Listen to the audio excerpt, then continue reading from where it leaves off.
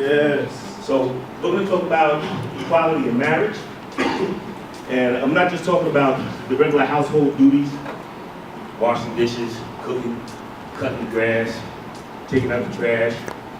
I'm talking about authority, decision-making power, understanding each other's purpose.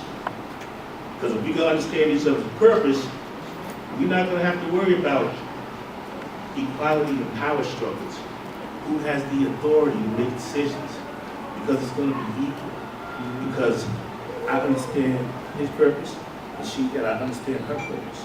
Man. So if both of you understand your purposes, you're not going to be trying to suppress your wife Yes. from her growth.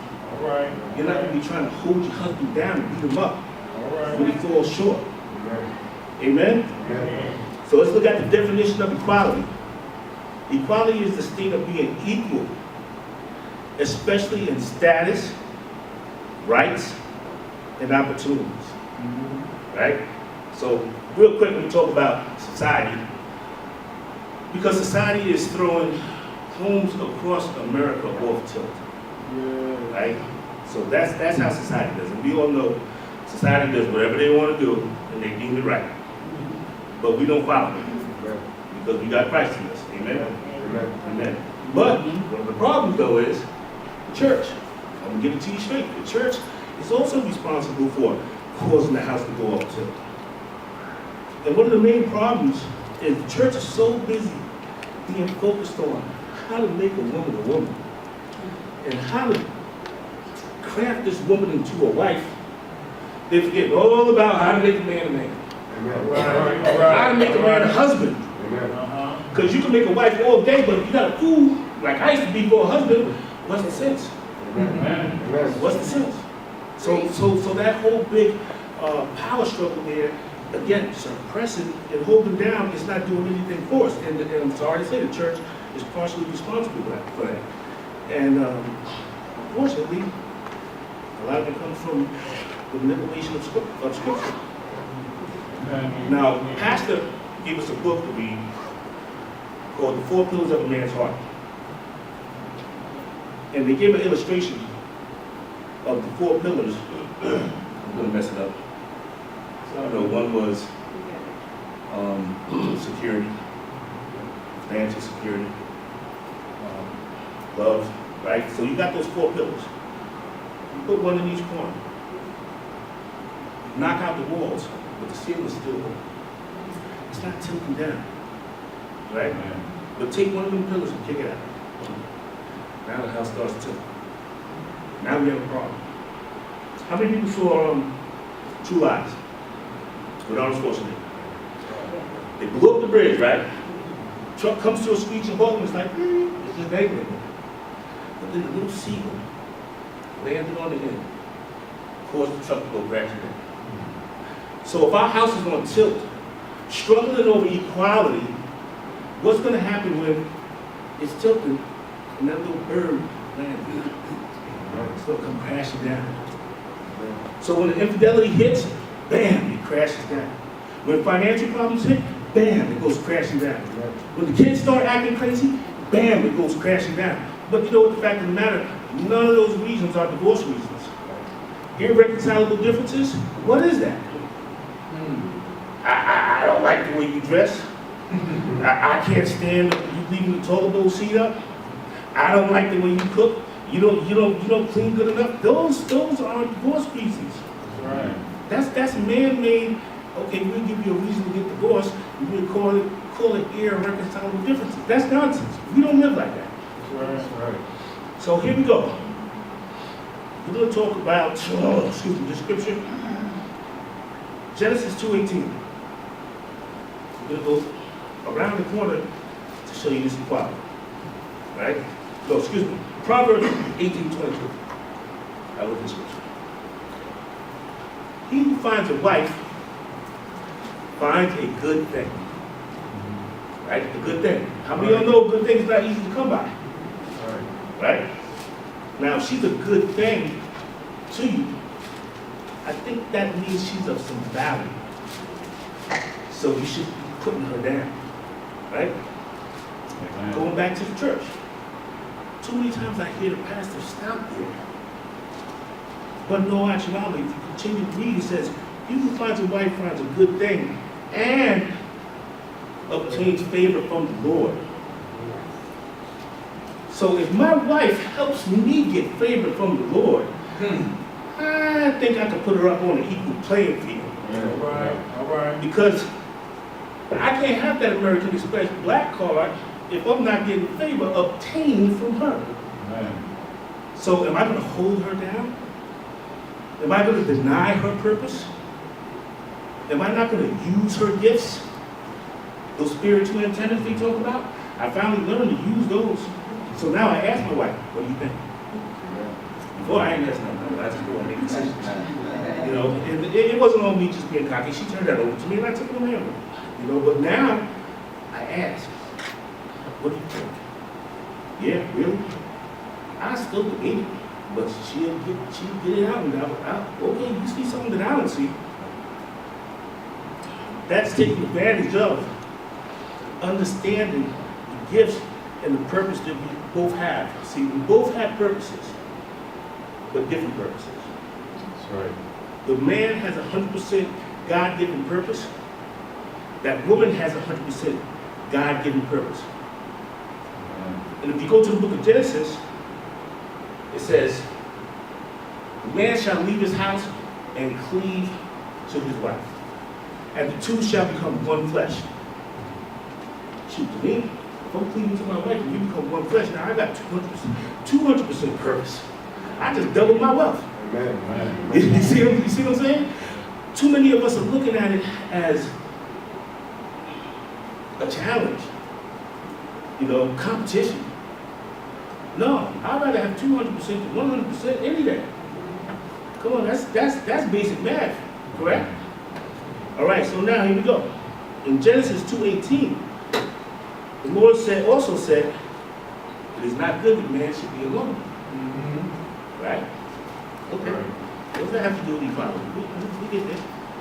I'll make him a helper comparable to him. Or in another translation, I'll make him a help me. Right? Now, I'm in contract, and I do contract. If I'm going to change this carpet, if I got a contract to change this carpet, and I'm going to get a helper, I'm not going to get somebody with no figures. I'm going to get somebody that can grab this carpet, pull this carpet up, and help me get this task done. And more than likely, knowing me, I'm going to get somebody with more of ability than I have. I'm going to try to get somebody that's smarter than me, that has even more experience than me, because I'm not trying to work that hard. I had those days a long time ago. Right? So, if I'm smart enough to get somebody that's really going to benefit me, that's really going to help me complete my task, complete my goal, am I to assume that I'm smarter than God? That God did not think about that ahead of time, to give me somebody good, to give me somebody that's going to truly help me, to give me somebody that's going to help me complete my task? Am I smarter than him? He didn't know that?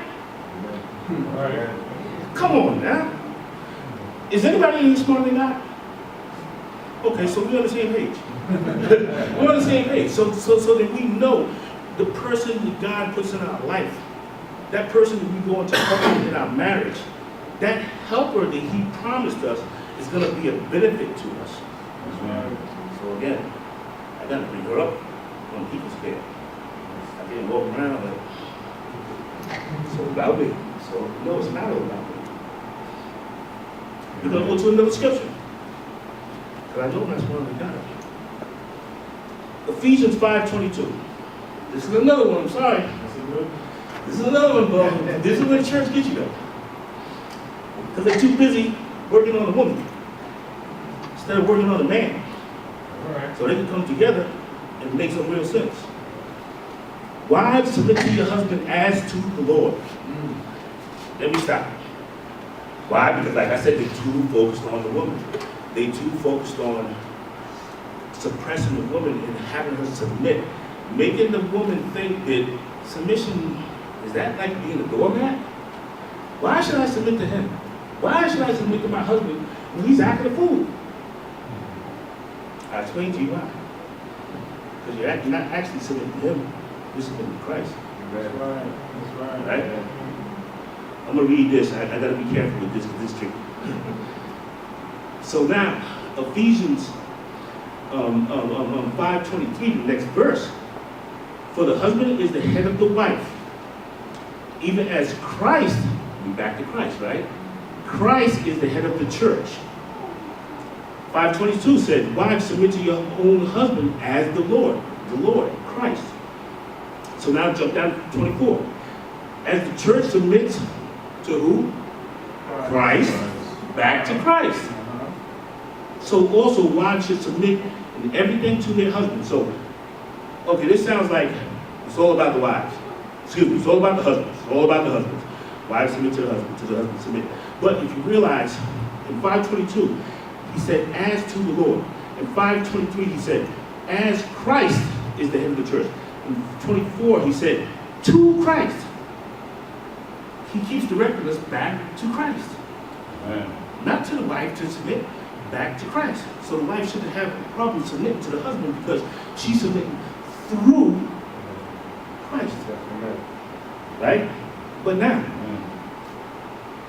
verse 25 says, husbands, husbands, listen up. Husbands, love your wife as Christ. Back to Christ. As Christ loved the church and gave himself up for her. So back again, we are being told to submit as Christ loved the church, as Christ loved everything, as Christ did. So therefore, there should be to your husband, and husbands, there should be no problem submitting to your wife. Amen. Because if you notice in the scripture, he didn't say wives submit more. He didn't say wives love Christ more. He just went Christ across the board. And then when he spoke to the husband, he said the same thing. He didn't say more or less. He said it equally. Christ. Period. That's it. Right? Amen. Let me give you an illustration real quick. I got this in 432. Come on. That is, can I borrow you for a second? Thank you, sir. Stand right here. This is to my point to show you. If you love your wife properly through Christ, there will be no power struggles. You won't have to worry about equality in your marriage or anything. 4:30 in the morning, God showed me this. And I said, oh, shoot, I got to change my service. I got to change everything up. This is what we do. Love your wife. Hey, I love this is my son's girlfriend. Just so you all know, it's going to be big. Hopefully, fiance one day. So, that's what we do. We go around. You know who this is?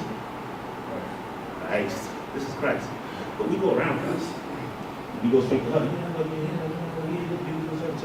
But if we did according to the scripture, like he told us, Come on, break if it down, we came sir. through Break it down. Christ like that, and we came up through Christ and loved her accordingly, it's a whole different ballgame. All right. Lights out. All right. It's All over. right. It's over. Thank you, brother. Thank you, Taylor. Yes. Do you see what I'm saying? How do you struggle with equality when you're loving like that? When I fall short, how's my wife going to crucify me? If she's loving me like that. Right. See, God loved us so much. What? He gave love to us. He gave his son. He gave the ultimate sacrifice for us. So if we're loving in that manner, there's really no issues. You know, God said you're going to have trials and tribulations. But he didn't say he was going to give you more than you can handle. Correct? That's what he told us. But we get so tied up in our emotions, we automatically go, this is more than I can handle. I'm tapping out. He didn't say to do that. He said stay strong when you're weary. Right? You ready to show that? He told me that? Stay strong when you're weary. That's right. So now, I'm going to go back to the purpose and understanding the purpose. Because if you see how we should be loving, But if we understand the purpose, we check the time. We started. We got plenty of time. We got church for 2 days now. But the purpose here, right? I'm gonna give you an example. You can have two 55-gallon drums, right? You can have a polyurethane one, and you can have a steel one. Now, that polyurethane drum, you can put chemicals in it that are corrosive. You don't have to worry about it breaking it down. You bury it in the ground, it's good to go. You put the same chemicals in that steel drum, it's gonna deteriorate, it's gonna corrode, it's gonna start leaking, right? So, both of the drums can handle 55 gallons of liquid. They can handle 55 gallons of whatever substance. Same thing. They can do the same thing, but two different purposes. One for the chemicals, one for the solids, and one for the things that can be punctual, right? So when we look at that, we look at the word where it says, the wife is the weaker vessel. And it's like, okay, I'm not gonna go against the word, because I know, if my wife tapped me in the chin, I'm gonna be like, okay, you're lucky I'm not gonna, return all right, because she's gonna be yeah. So, okay, I can say she's a weaker vessel in that aspect. I can say she can't go to the gym and work out with me at the same degree. So, but how do we define weaker? Is it just different, like the two drums? Right? So you're gonna call the steel drum weaker because it leaked? No, it's not weaker. It's just different. You just gotta put the right thing in there. So if you pour the right thing into your life, she's gonna be able to handle everything that you can handle too. Right? So you just gotta treat your wife accordingly. You gotta understand her purpose. Right? I'm gonna give you another one. My wife is a Ferrari, right? She's pretty. She can zoom in and out of traffic real quick. Boom, boom, boom, boom, boom. She can stop real short. She can accelerate. She can get out of danger. Like, boom, boom. Here I come. Big pickup truck. She can fill me up. I can haul stuff. Even if the pretty Ferrari breaks down, I can tow it home. Take that Ferrari, and I break down, she can't tow me home. She might tear out the transmission. Right? But we can both get in that vehicle and get to the same place. We can get to our destination in both of them. Right? Same thing, different purpose. You see what I'm saying? Right. Now, just like I said, she can do it like this, she can do it like that, and I can look at her, and I'm thinking I'm the strong one. I could get into the same situation on the highway with my truck, and I could try to dodge and leave, and guess what? I'm rolling over. I can't maneuver like that, but she can. So just because she can tow me home, it doesn't mean that she doesn't have a purpose. That's right. You see what I'm saying? Right. All right, so now, again, when we understand the purpose of our spouse, where is there room for an equality struggle? Who's equal? Who's more? Who's the bigger one? Who's the stronger one? Who's the king? Who's the queen? Throw all the titles, throw them out. There's no need for it. So, I'm going to say quick in closing, we truly have to evaluate what equality looks like, right? And understand it. Because if we understand it, then our house is not going to be on tilt waiting forward. We'll be able to be in harmony instead of living in a dysfunctional way. Sitting in the house wondering why things aren't going right. Why? Because you don't understand me, and I don't understand you. And furthermore, you don't value me, and I don't value you, because I don't understand your gifts and your purpose that God gave you. Amen? Amen. Okay. I hope somebody got something for that.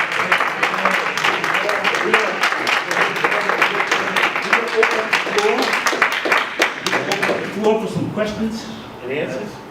Yeah, I'm attention. We're going to open up the floor for some questions and answers because my wife and I have been together 30 years, so we've been through an onslaught of things, from almost anything you can imagine. And thank God that we're still here, trucking on. And like I said, I was a fool. I don't have no problem admitting it because it's giving me the ability to be here and testify to people today. And hopefully my son is here and he doesn't become the fool that I was in his marriage. Amen. So I'm not going to keep my mouth shut about my stupidity. Amen. You see what I'm saying? Yeah. But one of the struggles that we had in our marriage was an equality struggle, which unfortunately,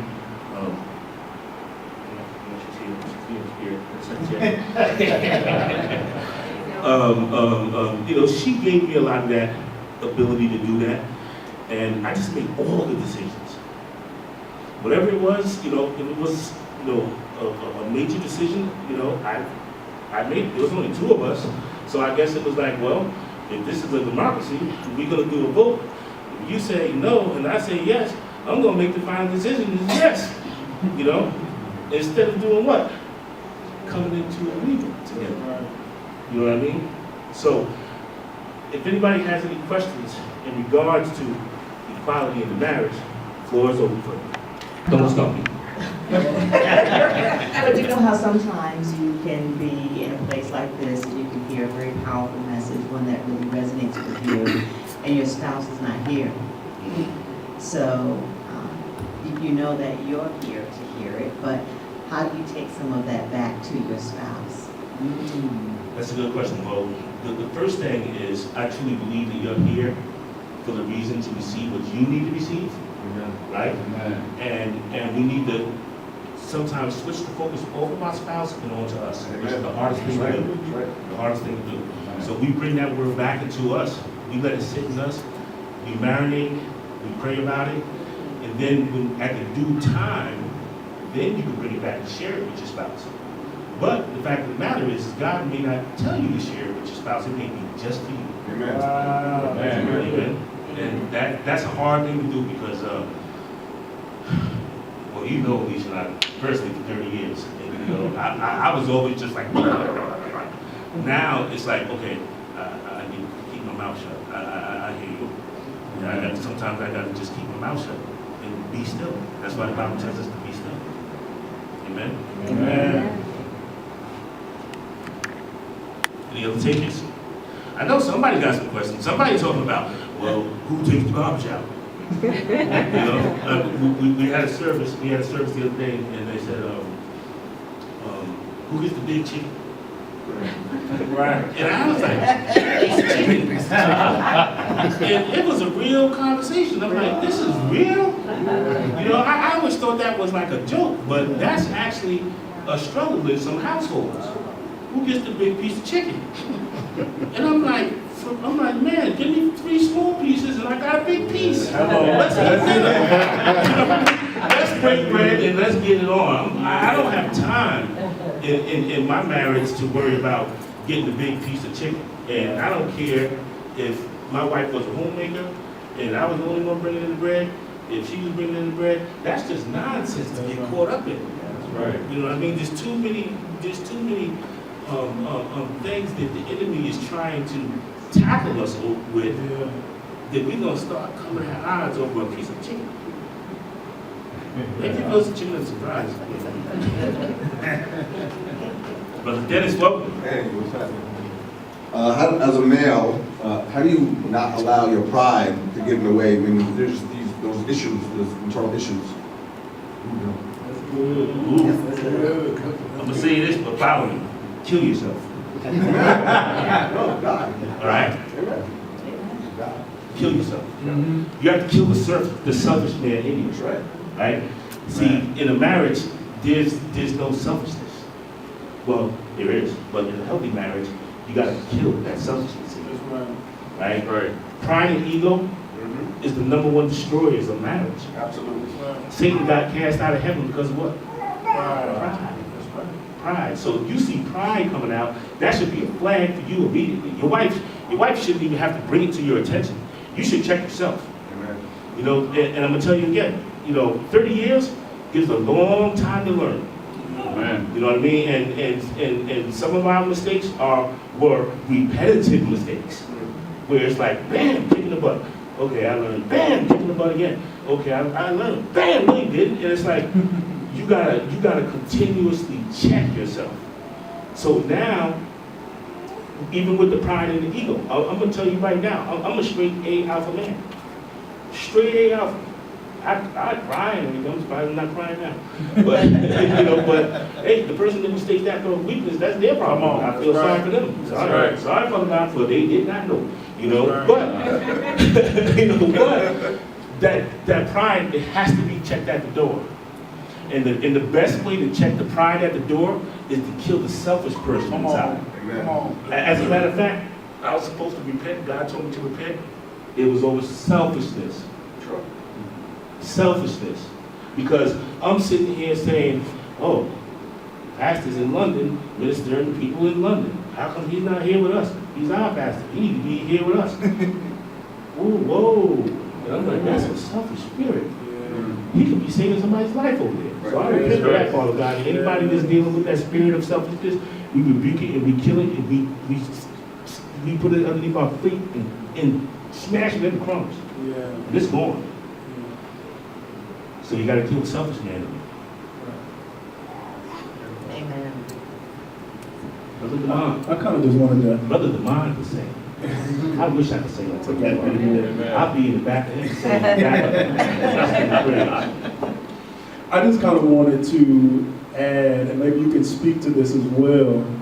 I think a lot of times in a marriage, we fail to realize that we're partners. Yeah. And there are some things that I'm better at that my wife is better. And there are some things that she's better at than me. And so I think sometimes because we're a team and because we're partners, I think sometimes we have to realize, like you were saying, we stay in our lane. Okay, well, I know she's better at cooking. So if she's better at cooking, I'm not going to try to overtake what I know she's better at. It's going to be all nasty. That's right. Exactly. Right. It tastes like wood. Absolutely. Well, if I'm better at making sure the lawn looks nice and manicured and she's not as good at that, then, or even laundry. You know, if I'm better at doing the laundry than she is, you know, why not allow me as the husband to do the laundry because I'm better at it and allow her to cook because she's better at it. And then at the end of the day, we're both having that partnership and that team effort, and it makes the whole household better because we're operating in the things that we're best in. You know what that is? I love it. You know what that is?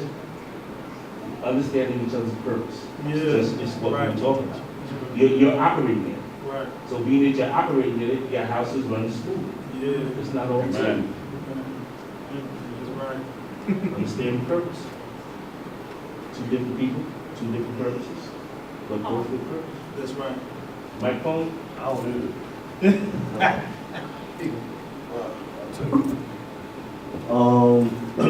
I would like to hear more your perspective on the 4 pillars of the man. Is it love? The 4 pillars. It's of the man? four pillars of a man's heart. Okay. Really good book.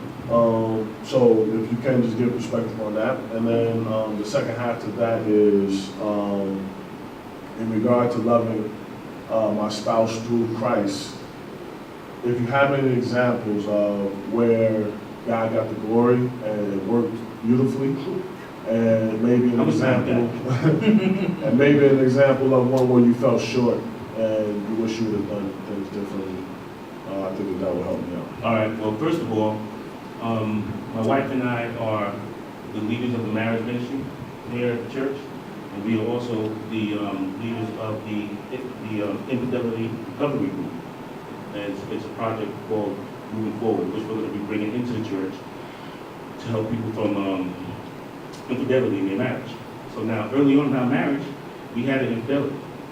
So if you want to talk about the glory of God, 30 years later, we're still here. Amen. And I'm sitting ministering to you about how to have a healthy marriage, and how I'm ministering to other men about how to avoid the pitfalls of infidelity. Because I've seen it, I've felt it, the damage, the pain, everything that it causes. It's like taking a atom bomb and throwing it into your house. Who wants to do that? Right? In regards to the 4 pillars of a man's heart, as I said, it's an excellent book. And with the basis of the book is to explain how the man is the king of his home. The man is supposed to run that home accordingly. The man is responsible for shoring up that house. And it's all based off of the principles of God. It's not a worldly book. It also points out the shortcomings that the society has taken from man, the devaluing of men. So now, you know, I watched the other day, I forget what show it was one of these, it was Being Mary Jane. And they were talking about how we don't need no man. We don't need no man. Oh, we can have a kid on our own and maybe I'm just enough. Can I be just enough? I'm like, no, you're not just enough. That's society, like we were talking about earlier. Society tries to do things and make everything right, but it's all perverted and it's wrong. There's nowhere in the Bible where God says, go and have a baby by yourself and raise them by yourself and you act like the mother and the father. No. I mean, you're the father, you got a little child right there, the mother. That's what it's supposed to be. It's not supposed, society's not supposed to knock you down so far that you become irrelevant. And then you accept becoming irrelevant. So then you start acting irrelevant. So then you start not participating in the house because you feel irrelevant. Now you stop bringing finances into your house because you don't feel irrelevant, because society is saying that you really just don't matter. So that book is trying to teach men how to be a man and how to be responsible and how to take that authority back and bring it into his household and shore up his house. Also to be a warrior, a mentor, and a friend. So not only a king, but a warrior, That's right. mentor, and a friend. You read the book too. What was that? Thank you for coming. I hope you enjoyed our Q&A service today. The first Sunday of each month is a marriage message. And the church here is built on the foundation of family and marriage. So Pastor has dedicated the first Monday of each month especially for a marriage message. So no matter what series he may be teaching, first Monday? Yes. First Sunday. I know I did. Wait a second. The first Sunday of each month is a marriage message, all right? Yeah. But Tom. Hey, what's going on, sir? Great job, Tom. Great job. My question is relative to, based upon the fact of how long you guys been married. Mhm. How did your marriage shift once your children became, of age and kind of went to college and you guys became empty nesters? Well, that's another stage. It's definitely another stage there. For us, it really didn't shift. And it might have been because we may have been going through some turmoil when my son went to school, and we were too busy focused on trying to pull into each other. So we really didn't experience that. And right now, my son is still at the house with us, and our older daughter is still there. Because I don't believe in that slave mentality of you're 18 years old, go, get out. And I'm like, if you're gonna put them out at 18, why did you have them? You know what I mean? You stay as long as you have to and move out properly. And that's what I keep preaching to them. I'm like, don't rush out to go get an apartment. Save your money here and go out and buy something. That's right. Have something for yourself. That's good. So we're empty nesters in the sense of we can get up and go and do whatever we want, and we don't have to worry about risky business party in the house when we get back, so we're enjoying that right now. So the only thing I would say is enjoy it when it does come. Thank you. Minister Todd, I have really enjoyed Thank you, sir. everything that you've said. Thank you, sir. I really have enjoyed it. Could you expound? I really like the analogy of the truck and Ferrari. Mm-hmm. I think that's spot on. Yeah. Could you go into a little more detail when the Ferrari wants to be the truck? And vice versa. Is it healthy? should that be allowed sometimes? Or should the truck always be the truck? And the Ferrari always That's be the good. Ferrari? That's a good. I'm glad you came to service today. That's a good question. But the answer is no.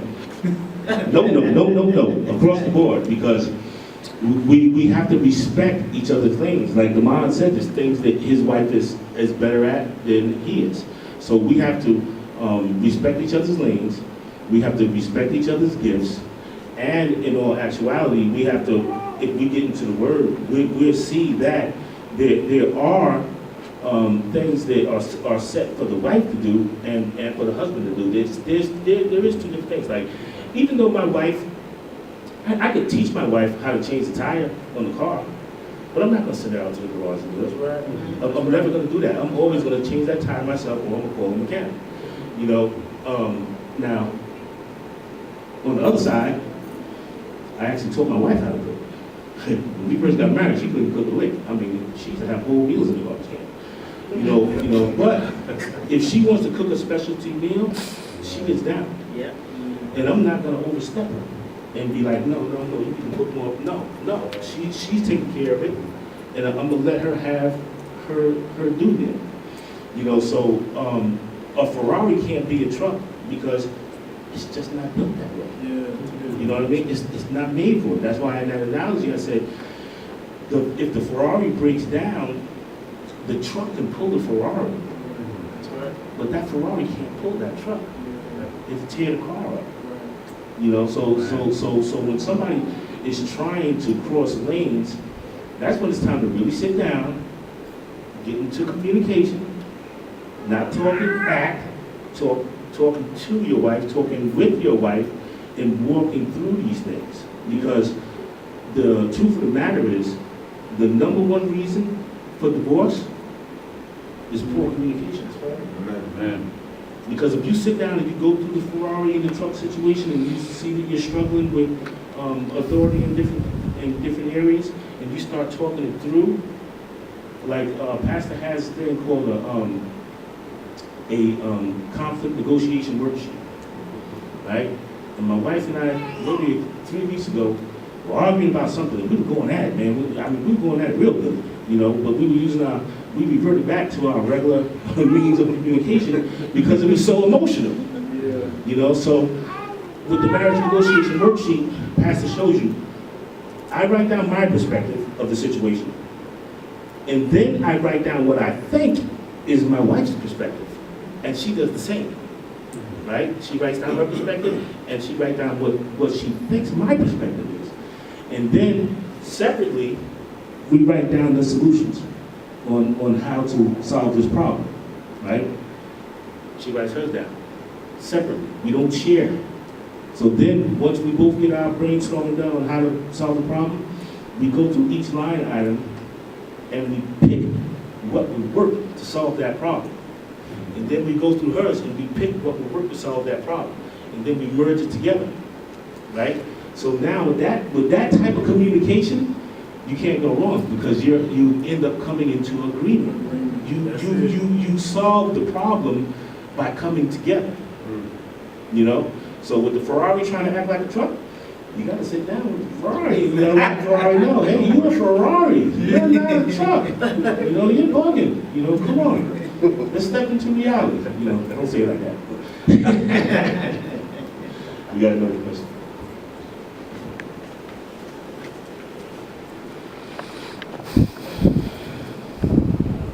Hi.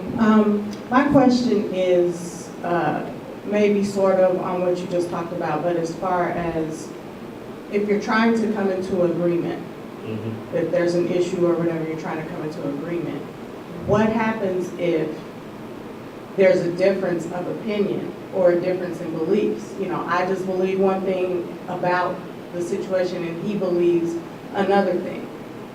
Does it then go back to wives submit to your husbands or whatever? Like, how do you, if there's truly a difference of opinion or a difference of belief, how do you resolve that?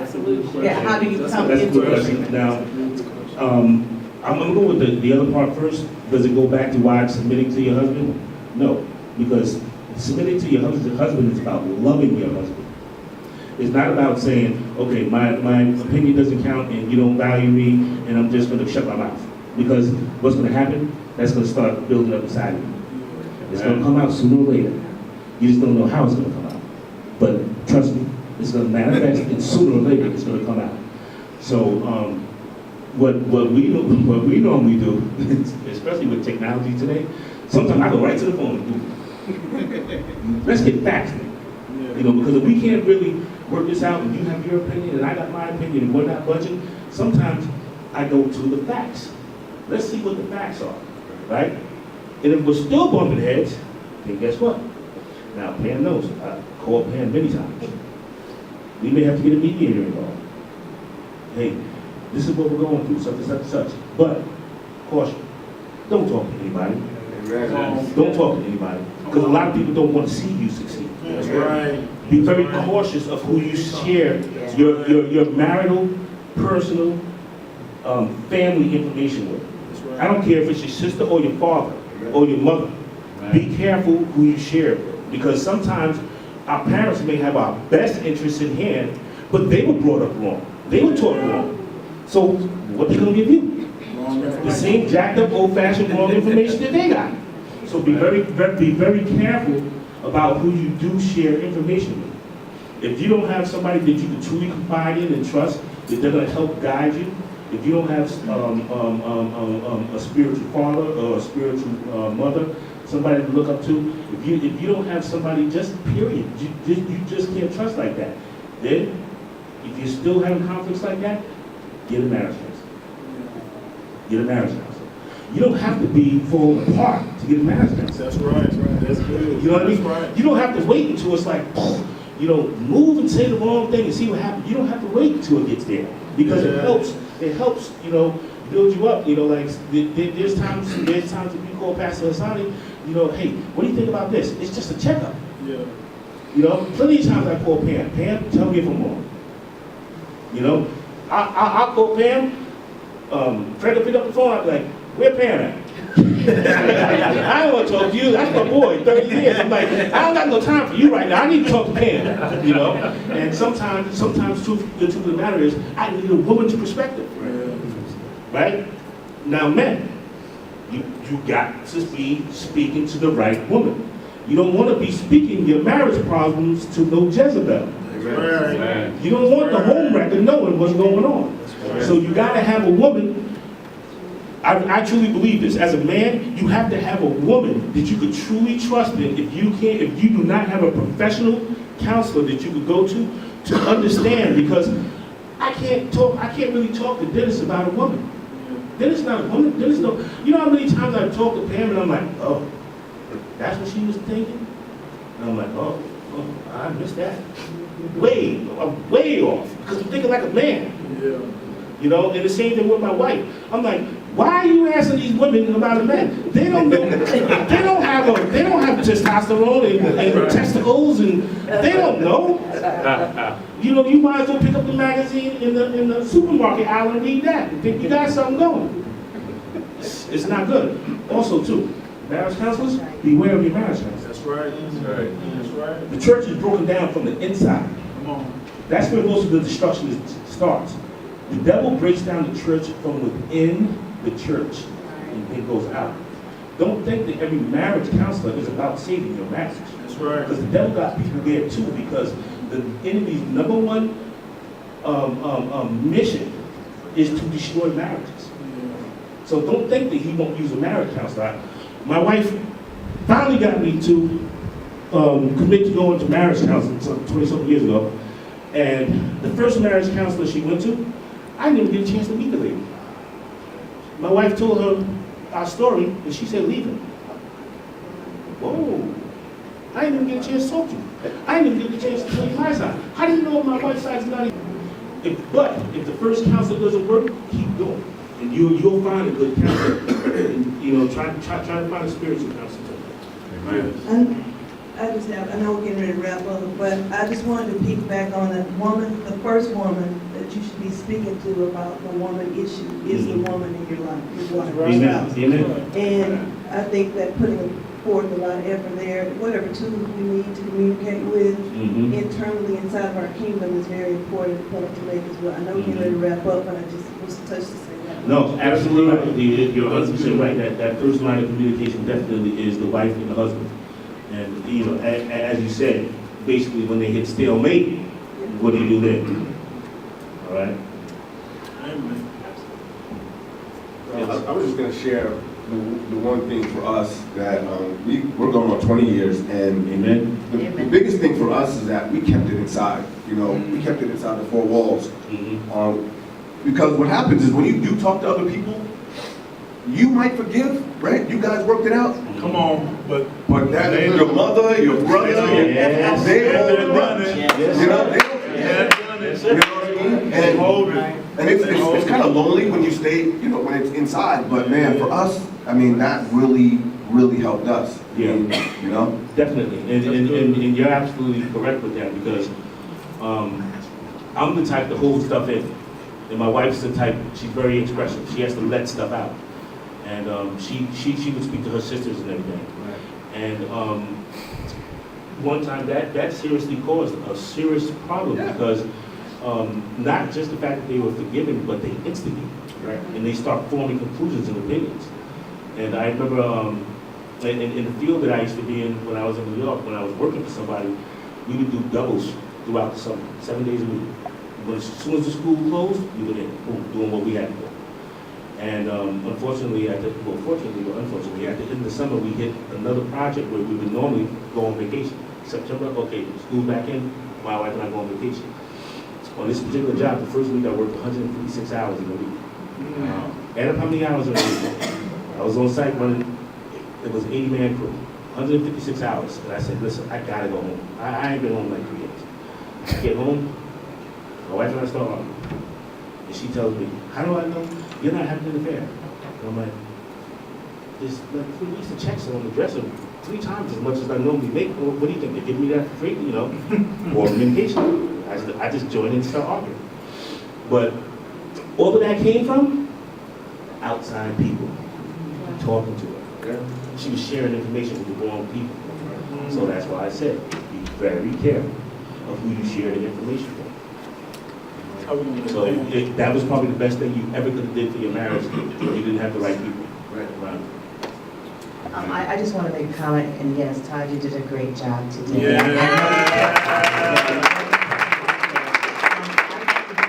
Les Brown, a motivational speaker this week, and one of the comments he made about marriages, relationships, is you could choose to live with your spouse or you could die with your spouse. And I love the whole living, and living has to do with everything you talked about today. Yeah, that's good. That's good. Live with your spouse or die with your spouse.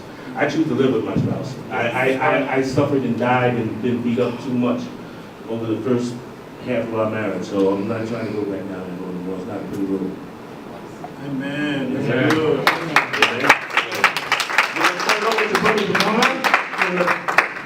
The tithing? Yes.